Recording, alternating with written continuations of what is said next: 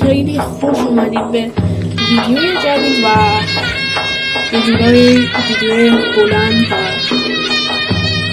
اولین ویدیوی بلند و امیدوارم که خوشتون بیاد. حالا اومدیم که من لوداتمو با شما معرفی کنم، چی دارم چی ندارم، چی چیدم، چند تا اتچمنت خوشگلم میدم بهتون در ادامه که باش رنده کنید. اولین لودات که دوستش دارم لودات 3 میشه که خیلی دوستش دارم، هم اسکین که خیلی قشنگه، هم تندراش که خیلی خوبه و اینم اتچمنتش برداریدش و یه دونه کارامبیات گذاشتم و اسکینش هم که جام جهانیه. دستم خورد.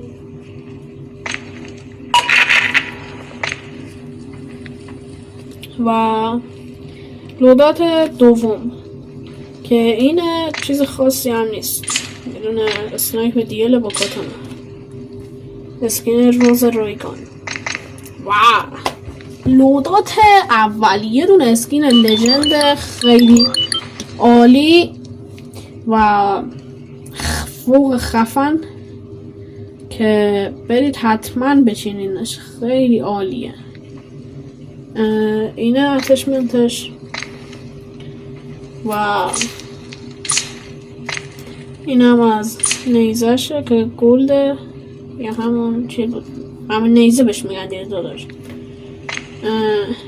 اولی هم منواره که مال کثیف پلیر بودن و مال کامبک های کثیفه که اتچمنت خاصی هم نیست. چهارمی هم یه دونه اسنایپ با یه دونه کاتانا و اسکین ویوان هریس رایگان، البته اسکین اسکارای رایگان و کوشکای خیلی خفن و اینم اتچمنتش خیلی خوبه. کوشکا کلن نیزشه. و ششمی هم گانه که بیشتر از برای هارد پوینت و بقیه چیزها استفاده میکنم. هفتمی هم که این گان تایپ 63 گلدن میدی سوادم نداریم و گان خیلی کلن اسلحه چی بهش بگم، اسلحه خیلی آشغالیه. من نمیدونم چرا چیدمش، خوشگل بود چی بود، هیچ وقت هم بر نمیدارم. هشتمین گانم گان X9 خیلی گان خوبیه و این اتچمنت 4-5 تا تیر اگه درست به هدف بزنی میندازه چیه، یعنی میکشه دیگه. اینم نایفشه که به درد نمیخوره.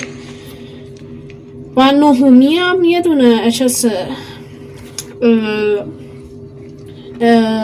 گولد و کاتانا که وقتی فاز پرو پلیر بودن و شاتگان پلیر بودن میگیرم، این اتچمنت رو یعنی این لودات رو استفاده میکنم. بعدی هم USS 9 که اتچمنت خاصی هم نداره، همه داریدش دیگه و با بوکس و اینا، دستکش بوکس. و این بود از ویدیوی امروز و تا